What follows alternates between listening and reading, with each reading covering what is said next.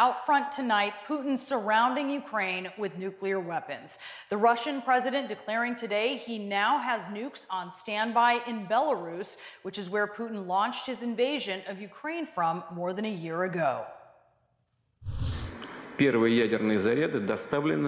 first nuclear warheads have been delivered to the territory of Belarus, but just the first ones. This is the first batch. The use of nuclear weapons undoubtedly is theoretically possible for Russia. For Russia, it is possible if there is a threat to our territorial integrity, independence, and sovereignty, to the existence of the Russian state.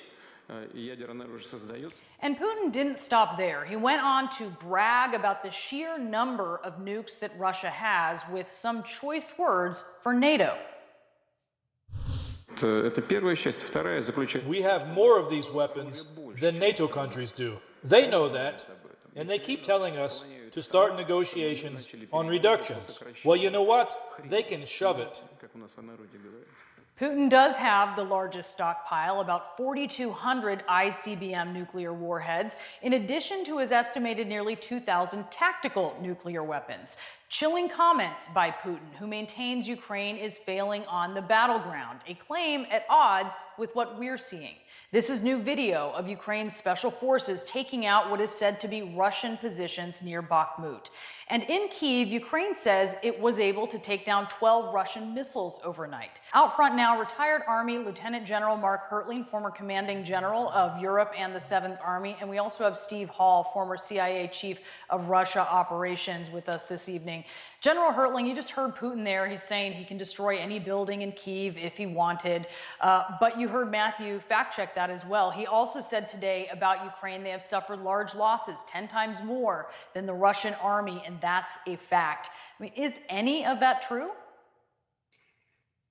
Brianna, you know, one thing that I think all of us have come to understand since this war started is a thing that's become a universal truth. Mr. Putin has proven himself to be a lying liar who lies a lot. Gaslighting, misinformation, what the Russians call maskirovka, it accompanies every type of their operation. Now, when you take a look at the truth on the ground, no, Ukrainian forces have not lost 10 times as much as Russia. We know, or as much as Russia. We already know that to be true. And no, Mr. Putin has not been able to conduct successful multiple missile attacks against the capital in Kyiv. So these are just lies. And they're unfortunate because he has a small group of people who are believing that, but the rest of the world knows who he is. Yeah, Steve, he's doing this for an audience or audiences that are disinclined to believe fact checks of it, right? Or disinclined to believe, say, American fact checks of it. And some of those folks are going to be the Russian public. By and large, are they believing what he is saying? Yeah, I think Mark's got it exactly right. I mean, this maskirovka and the other types of, technical things that the Kremlin does to try to spin things, to do propaganda operations, psychological operations. Most of us out here in the West, we see this for what it is. Are we really going to believe, as Vladimir Putin said a couple of days ago, well, thank goodness for this war because it taught us how to improve, the Russian military, or we can hit anything in Kiev anytime we want to. We know that to be garbage. Unfortunately, inside of Russia, where Putin controls 90% of what most Russians see, he finds an easier audience for that. But the interesting thing for me in all this, Brianna, is like Mark said, we see all of this layer upon layer of propaganda. But every once in a while, you'll see a blip. You'll see Putin say something like, well, our army could have done better. We could have improvements. And whenever you see a blip like that, it's different. It's worth watching, and it's worth wondering why he says those things. I think it's because he's going to have to try to survive this himself once the war is over, Brianna. Yeah, maybe he's accidentally saying the truth there at some points, or on purpose. General, I mentioned there at the top of the show, you heard Putin threatening today that the use of nuclear weapons undoubtedly is theoretically possible for Russia.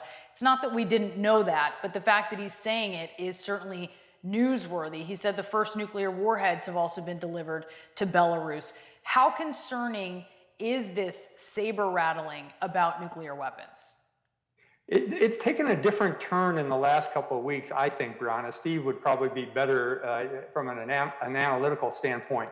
But the fact that there has been this alleged transfer of tactical nuclear weapons from Russia to Belarus under Mr. Lukashenko, and even watching their conversations over the last few days, Putin says, oh, no, we still control all those weapons we're giving them. Lukashenko says, oh, no, I get to use them whenever I want, when I put them on my airplanes, and these things will be hugely dangerous for all of NATO. So you're seeing this dynamic of confusion, or perhaps planned confusion, to attempt to make the West blink again. Now, we can't say that they are not going to use nuclear weapons, but they have not shown themselves to be able to want to do that because they're fearful of the repercussions. But this most recent issue of transfer to Belarus, I think, might give the Russians and Mr. Putin a little bit of plausible deniability of what might happen in the future. And I still think we have to be very concerned about the use of nukes. Yeah, Steve, how are you seeing this? Well, it was interesting. The Secretary of State today said he still sees no indication that the Russians are preparing or intend to use nuclear weapons. So, he's a senior consumer of intelligence. So understandably, he has information that would cause him to say things like that.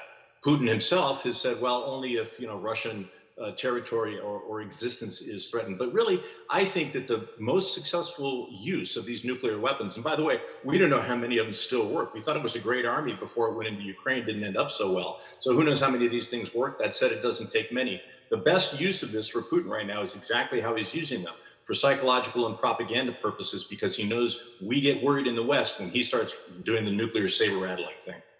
Yeah, certainly do. Hard not to. General, Steve, thank you so much to both of you for your analysis this evening.